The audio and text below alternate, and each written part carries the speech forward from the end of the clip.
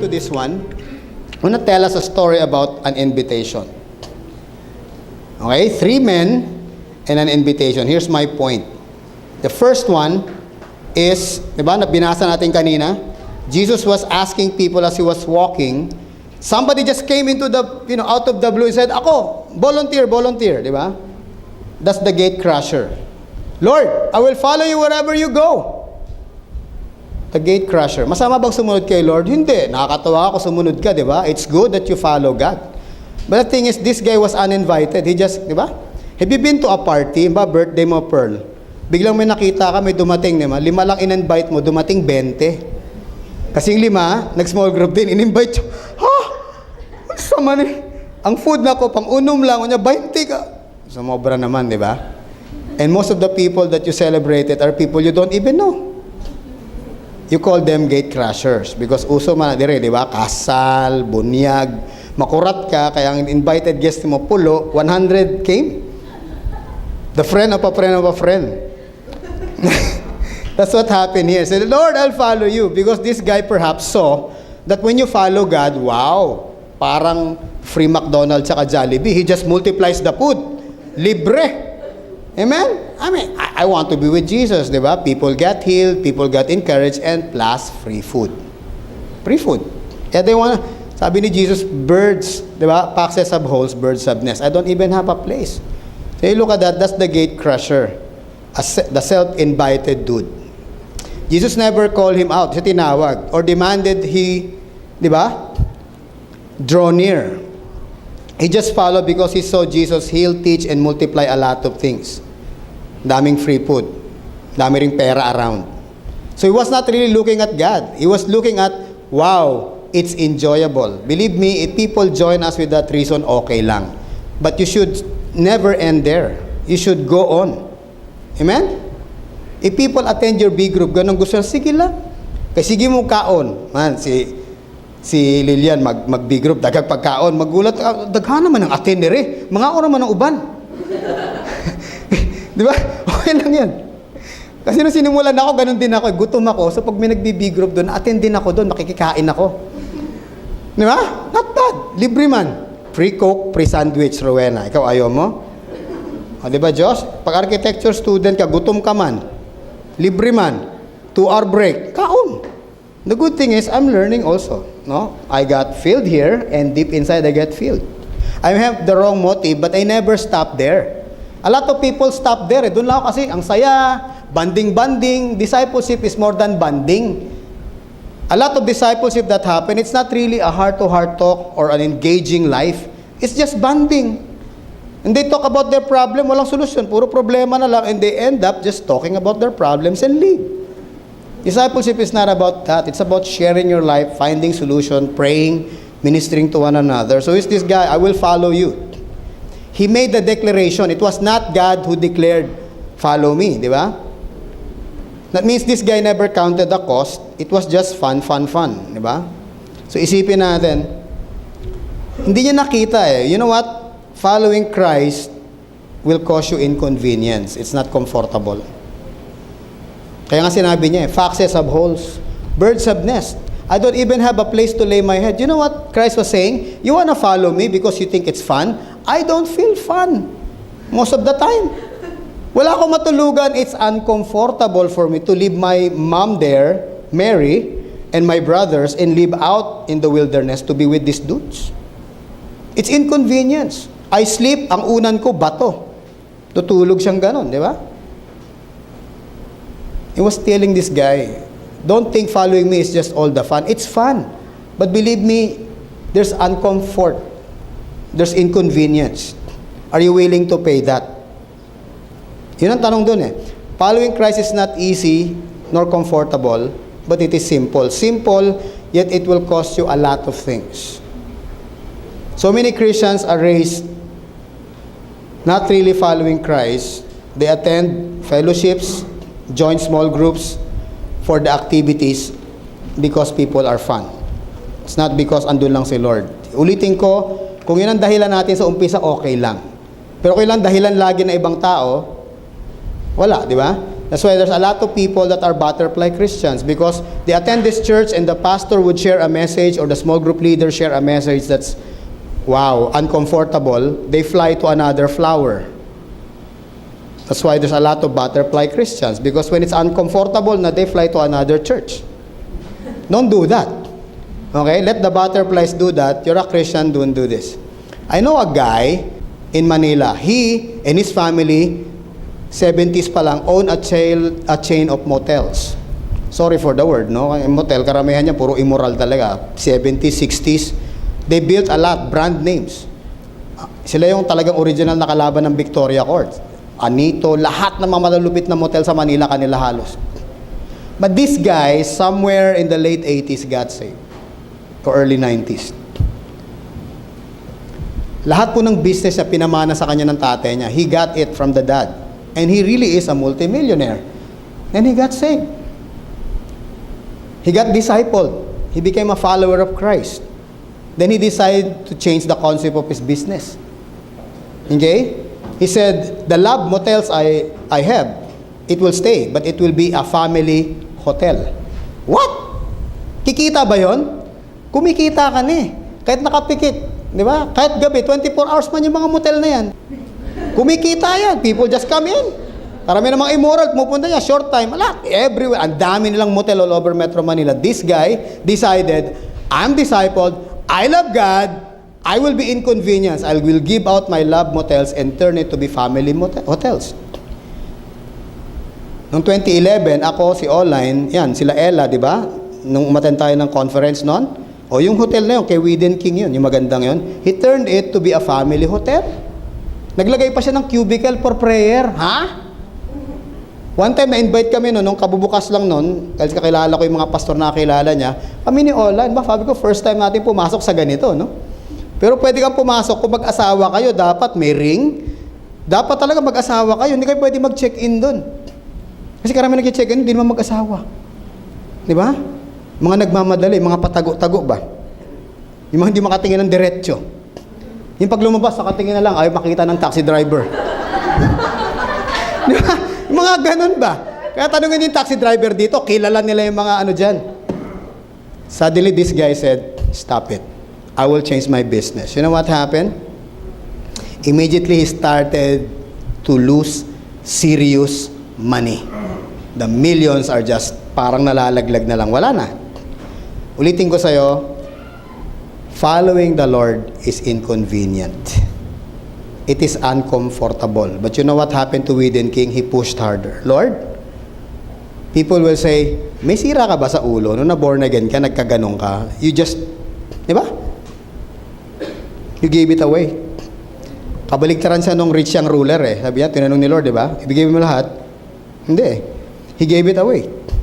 Pinago niya yung business niya. Marami nagtaka.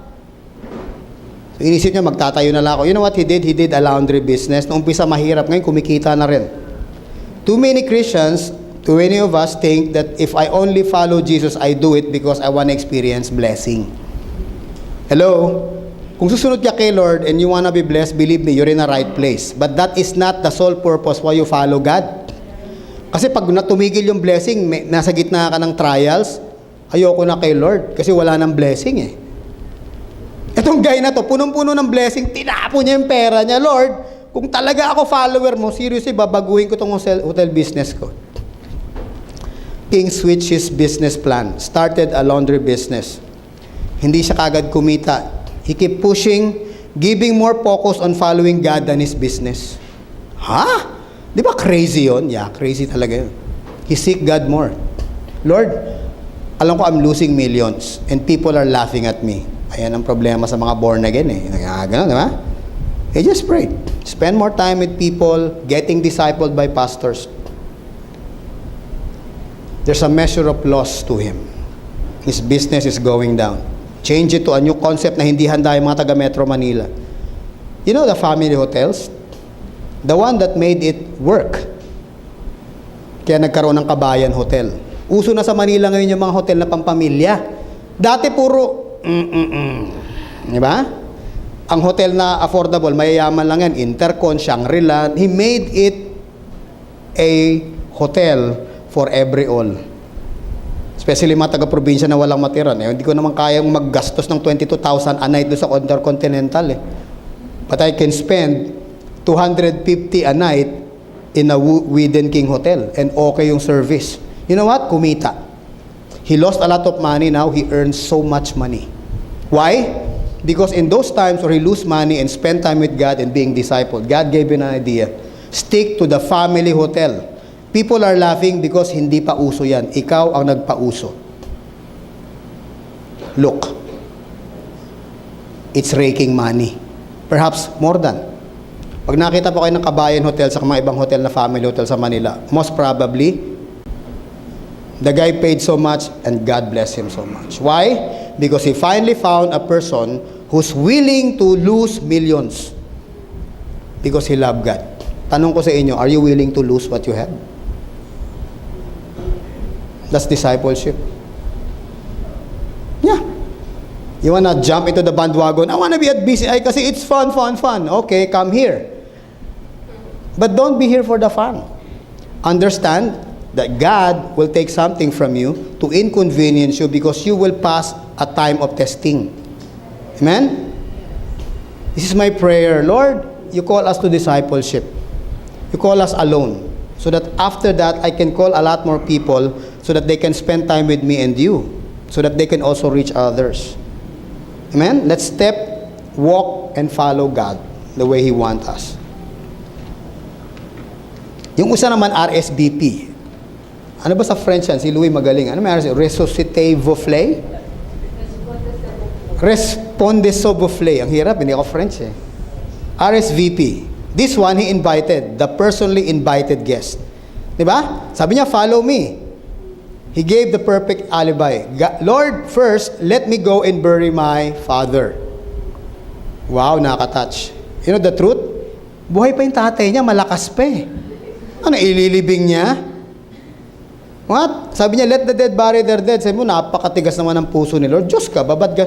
Jesus understand that guy's dad is still alive and kicking and well. Let me bury my dad. What? 20 years after, susunod ka sa akin. Okay? Short of saying, di ba? If you're a boss, authority, ikaw, naging boss ka, you hire someone. Okay? Sinabi mo, okay. Okay yung ano mo. I'll hire you. Thank you, authority. Thank you so much. Can I take my vacation? What? I just hired you and gave you 8,000 a month or 16,000 a month. Ang una mong gagawin, instead magtimpla ng kape, bakasyon na ako ha. Ito yung gustong sabihin nitong mama eh. Follow me. Yes, Lord, let me bury my dad. But your dad is stronger than you. He'll die 30 years from now, so you follow me 30 years from now? That's what it means. He was, my goodness, he was invited. Tawag doon, resuscite. Sarap no, parang French, RSVP.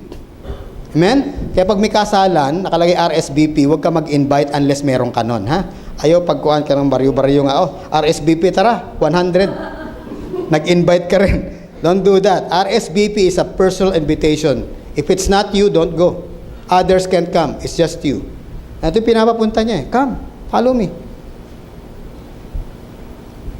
You know what? It's conflicting because and also confusing because you cannot separate the Lord from the word first. Diba? Because Lord means number one. It's like saying, Lord, sarap, diba? Oy, ako'y boss niya. First, delikado, diba? Lord, pero, dali lang. Pwede ba yan? If He is your master, walang first. Lord first. No, it's conflicting. It's both one. Lord is first. Siya lang. Hindi mo sabihin, Lord, pero, first, let me bury my dad. Let me follow you 30 years from now. Bakit? I'm busy. I'm doing a lot of things. Too busy to follow. Tanungin natin sarili natin, Lord, are you number one in my life? Because Lordship is obeying without delaying. Hello? Diba, lumaki kayo sa bahay, you grew up in a home where your dad or mom ask you to buy suka. Do you say, sandali lang po, nanonood ako ng TV, palo ka kagad. Right? Huh? If your mom and dad can command you like that, what about God? Follow me. Let me borrow my father. Maybe I'll follow you 30 years because I'm busy with my work, my career, my all this. I'm busy with my girlfriend, my boyfriend. I'm busy with everything a lot. No, so after that, I'll follow you. So what's left? Tira-tira na lang si Lord. You know what Lord is? The best that you have, the best of your time, the best time of your life. If it's now, give it. The Lord deserves first fruit. Hindi yung galing sa bulsa mo. First fruit, ikaw mismo, buhay mo. He deserves your life. If He demands of it, give it. Don't say 20 years from now, when I'm done with my business, I'll follow you, Lord, because I think I'll be okay. No, it's too late. The door is closed.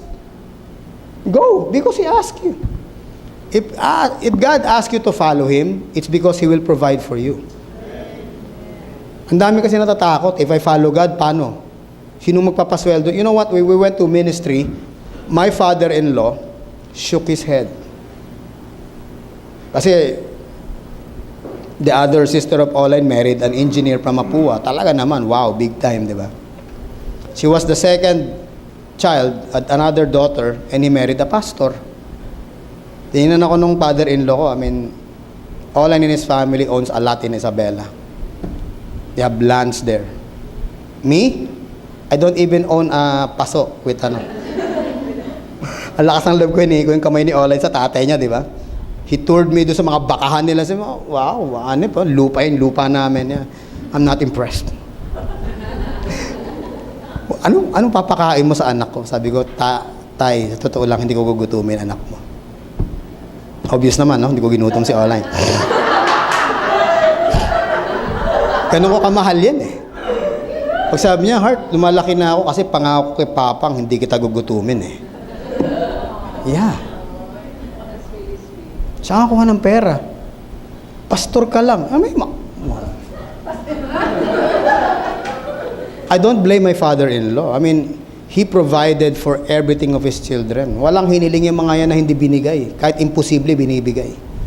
And here I am. I can't even, engagement namin wala, hindi nga makabili ng ring, di ba? Ano, papakasal ka. Sino ka? Who's asking his hand? I told him, Pang, believe me, hindi ko pababayaan ako. And all throughout the time they were alive, my in-laws, ito na si John Mark, natuwa sila. Sabi nga nila, you are my favorite son-in-law. Diba? Bakit? Because kahit nagpastor kami, we never ask him of anything. Whatever we have, one time we bless him so much na good. Pastor ka, ba't ka nagbigay ng ganito? Because I want to honor you. No, we went home one day giving him the best TV he could ever find. Shock siya nga ayaw niyang bilhin, matipid siya eh. Want to give and not to take anything. Ganun katindi yung tatay nila online. Giver talaga siya. He was shocked. We gave him at that time the best television available. Dinala namin sa Isabela. Shock siya. Huh? How can you afford this? Because we love you, Pang. We want to honor you. Buti ka pa, yung mga ibang anak-anak ko na ang daming pera, hindi mo lang nagbigay kahit ano, di ba? Why a pastor? I don't know. Di ba? Hey, you love God? Can you do that? I mean, why are you busy with? Studies? Please, honor God with it. Career? Please, Dale, honor God with your career. Relationship? Siya ba talaga? Kung siya na nga, then honor God with it. Diba? Pag hindi pa siya, mag-isip-isip ka, baka masaktan mo lang yan. Magagalit si dad sa'yo. Diba? Okay ba yan? RSVP. Perfect. Siya na sana. But, obeying is not equal to him eh. Delay niya eh. So you have to be quick. Again, let me tell you, in BCI, our goal is not to keep you in and create a big moment for you. No. We want you to grow here, in those groups, in relationship. We want you to grow in blessing so that you could learn to bless others. Diba? He drew the line there. Complete obedience or delayed obedience.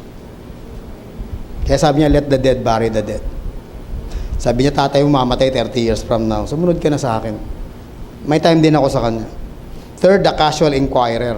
Yan. See you later. May humirit na naman. I wanna follow you. Di ba? And then, ito na naman si Lord. He draw the line between followers and observers. Nag-observe lang siya.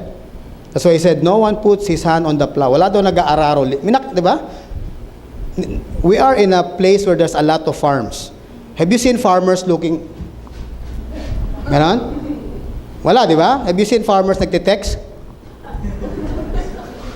Instead na pag ganito yung araro mo, pag ganito ka na, pumunta ka na highway. Kasi hindi ka na mailid ng kalabaw mo. You have to lead the kalabaw, right? Sabi niya, no one puts his hands on the plow and looks back is worthy or fit for service in the kingdom of God. So please, isipin natin, Lord, followers and observers. Followers, they go and follow. Observers, they watch and see. Ay, watch it, tinangan natin kung lalaki yan, lalaki ba yan, lalaki ba yan. Kaya ulitin ko ha, pag nag-small group kayo, just do it. Sabi nga ni Michael Jordan. Marami kayong tanong, masasagot nyo rin yan. Wala sa akin lahat ng sagot dyan. Okay, Pastor Dave, do it, you'll find out. Amen? Di ba Arnold, doon nag-anak ka ba? Sineminar ka ba ni Daddy Tony? Alam mo, day 1, ganito, day 2. Wala kang seminar, di ba? When I got married, wow, ganito baling may asawa, di ba? Yung sanay kang kumain mag-isa, may kasabay ka na. Attorney, ang hirap pala nun. Parang, ha? Nga pala, no? May kasabay na ako. Sanay ako mag-isa eh. Sabi ni Oli, kumain ka na? Ay, andyan ka pala? Oh, no! Sorry, nasanay ako alone. No? Mag-isa na akong anak, solo na ako. So, nung asawa ko nagluto, may kasama pala ako. Oh, God, kaya pala nagluto ako ng marami kasi may isa pang tao. Akala ko akin, gutom lang ako ba? I realized I'm married. Oh, man. And I got John Mark. Wala nag-seminar sa akin paano magkaroon ng baby. Kailan may seminar? Watch and see nga natin kung dadami. Ano ini-imagine mo? Do it. You cannot imagine your big group. Na isang araw, pag tingin mong ganun, 5 na! Ay, nalaglag sa langit, isa-isa. You have to win them just like Jesus. He went to Peter and Andrew. Di ba? Don't look back. It's not worthy, sabi niya. That's why when you're driving a car, there's a big windshield and a small rear view mirror. Windshield will look to, di ba? Future tsaka present, kita mo. Yung rear view, past yun eh. Problema sa atin, tingin natin sa rear view, bangga tuloy.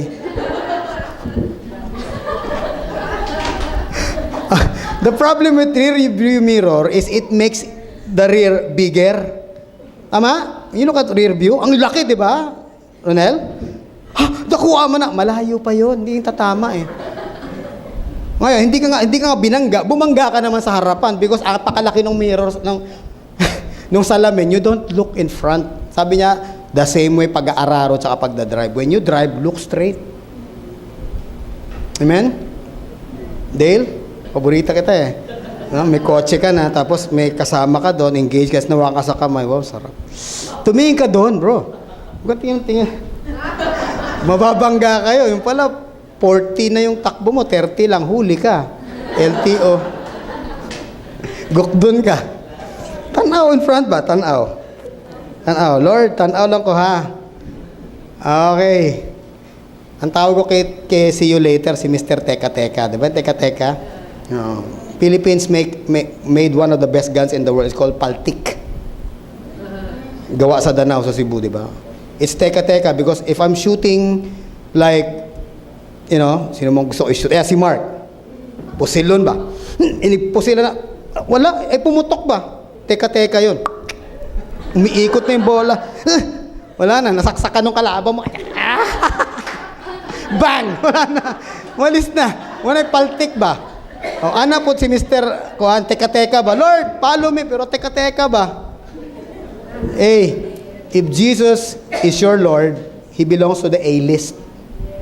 In Hollywood, the A-list, they're the top superstars. He's greater than the A-list. He belongs there. His first choice, He's your first obedience, He's your first priority. Okay, serious followers of Christ make prayer and word their number one priority, even in extreme situation. Kaya nakwento ko yung barkada ko last week. Kaya nilamok ako. Sobra niya mag-quiet time, 2 hours. Ako nilalamok na ako. Nag-quiet time na ako sa dami ng kagat. Ang difference namin, wala siyang kagat, ako puro kagat. Bakit? Because it's, Lord, I don't wanna follow casually. I don't wanna ask, di ba? Kaya, just do it. Do what God wants you to do. Start looking at people. So in following Jesus, it's not easy nor convenient, but it is simple and not complex. One time, Paul Yonggi-cho, the biggest church in the world years ago in Korea, he was asked, what's the secret why you grow your church that big? He looked at those American pastors and said, I pray and I obey. That's how simple it is. I pray God and I obey God. Yun lang. Walang secret, walang A to Z, walang 1 to 100, wala. I pray, I spend time with God, and what He told me, I obey. That's why there are millions of people in church. Because the guy prays. Look at Pastor Dave, that man spends more time. Para sa akin, yan yung gitso ko dito eh. Kaya pag yumama yung BCI, alam mo na kagad, because the leader that we have spends time with God. And we should look into consideration, Lord, I want to spend more time with you. You are in business, believe me, spend more time with God and ask God's wisdom. Believe me, that business, just like Whedon King, will explode. There will be losses sometimes. Totoo yun. But that's not equivalent to what God will return to you because you listen to Him. Following Christ is worth everything. Amen? I hope it does. Following Jesus is free, but it's not cheap. It will cost you time, energy, and your convenience. It will cost opportunities. It will cost pain. I say that. I've followed God 30 years of my life. It's been up and down. It's been dramatic. Luke 9:51, it says, Jesus resolutely set for Jerusalem. He was so determined and focused about it. Ulitin ko, the goal of our faith, Christianity, is not heaven. The goal of Christianity is a changed life. Not based on head knowledge, but based on a deep relationship. It's not about just morals or legalism. It's about the truth of Christ. Nalala ko yung tao nag-disciple sa akin. Sabi niya, Mel, I would rather be in hell with Jesus than in heaven without Him. Sabi ko, ba't mo nasabi yan? Because if I'm in hell with Jesus, then hell becomes heaven. But if I'm in heaven without God, then heaven is the loneliest place. Amen? Sabi mo sa'yo, Lord, I'll rather be in hell with you than in heaven without you. Sabi mo, Lord, my life is hell. Then it becomes heaven because you're with me. Amen? Who is the Lord of hell? Christ. Hindi si Satan eh. Kasi si Satan niya, tinapon niya dun eh. Diba sabi niya, fear not the one who can take your life. Fear the one who can take your life and throw you to hell. And who is the boss? Christ. So isipin mo, Lord, my life, is it shaking? Please be with me. Because I'll rather be in this mighty storm with you than in a good life without you. Diba?